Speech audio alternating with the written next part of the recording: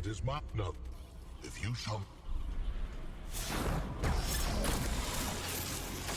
my kingdom will not suffer the mockery of beings. You are nothing.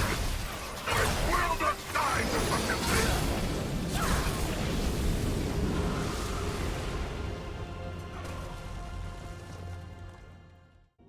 That was a fun fight to do a melee build on, but I'm just going to quickly show off my build here for anyone that just wants to see that really quickly. Here you go. And then I'll still explain everything. So for our trade points in this build, we pretty much just go tanky and health regen with like regrowth, fortify. Strong back comes with the challenger archetype.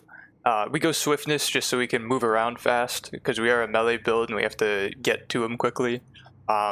Untouchable is actually pointless, but we get it with the invader. Vigor. Endurance is also pointless because we're under the quilted heart. And we use bark skin, shade skin, and siphoner just for a little bit more health regen and lifesteal. So for the archetypes, we're going to slot invader in our prime because we want to abuse the skill wormhole to get some huge hits on our melee weapon.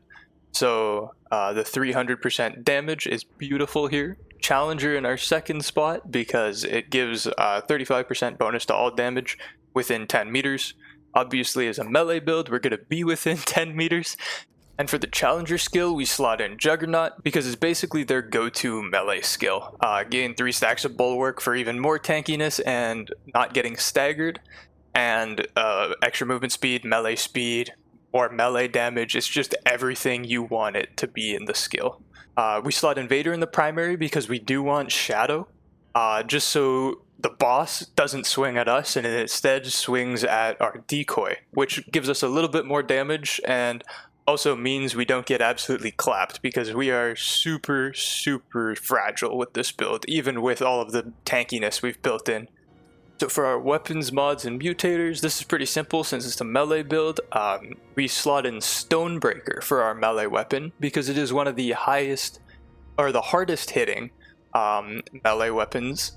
And importantly, its built-in mod is Fault Line, which gives another source of really solid damage because all of our attacks are going to be charge attacks, so we're always going to have Fault Line up and it's always going to be dealing this extra damage per hit. We slot in Overdrive for the mutator because the crit damage and crit chance is exactly what we want. We're basically making a crit melee build because that really is the best way to get damage. Now for other weapon choices, you could go Royal Broadsword, but it's just worse because of the difference between having Fault Line and not having Fault Line is huge. For our weapons, we don't have anything in the primary slot because I just couldn't find anything useful.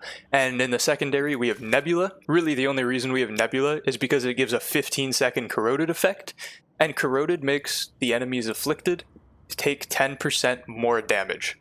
We slotted Twisting Runes just to see if we could proc a bleed, but doesn't matter. And to be honest with you, 600 bleed damage is negligible considering we're hitting for like 10k a pop on Stonebreaker after a wormhole if we crit on both the Fault Line and the normal attack. For our Relic and Fragments, we have a Quilted Heart because it's really important to negate stamina drain. Then for our Fragments, we have melee crit chance, crit damage, and mythic melee damage. Now you might go, well, why aren't you running attack speed? But in my testing, I found that melee attack speed was actually worse than running 15% melee damage, surprisingly. Now for our Amulet and Rings, we have Butcher's Fetish for the crit chance and crit damage. It's just nice to have, and as I said before, we are running a crit build where we're trying to get our crit chance and crit damage as high as possible. For our first ring, we have Flyweight Sting, which is the same reason that we have basically no armor on, is because it gives us a 25% increased melee damage if our weight is 0. And with the armor I picked, our weight is 0. Crown of the Red Prince was a nice touch, just because we were fighting the Red Prince and to show that we own him. And then I just slotted in something with 5 weight for the other one. I picked Burden of the Gambler and Probability Cord over Akari's Warband in this crit build for the reason that we're actually not proccing a perfect dodge in this fight. Otherwise, I would absolutely be using Akari's Warband. And then for the last ring, Berserker's Crest for the melee charge speed by 20%. It also reduces melee stamina cost, but we don't use those effects because we're under Quilted Heart, so we have effectively infinite stamina. Yeah, I'm just going to run through the fight quickly and show you the steps that I did and how to implement it, because this was actually not super easy to do. It took me more than a few tries figuring out what order I wanted to do things in and when to like wormhole and whatnot. So at the beginning, as I run up, I have to stop before I trigger the dialogue, because I want to buff before the fight actually starts. So I'm going to do my Juggernaut because that has the longest cooldown, then I'm going to throw this, and then I'm going to do my Quilted Heart, which lasts for 20 seconds, just to like get all of our buffs out of the way. And they should last for the whole duration of the fight just because of how quickly we kill them. So we want to then get through the dialogue as fast as possible. So we're just going to hit the last option. So now that the fight started and we have all of our buffs, we run up to him and he will teleport into the grenade. And there he goes.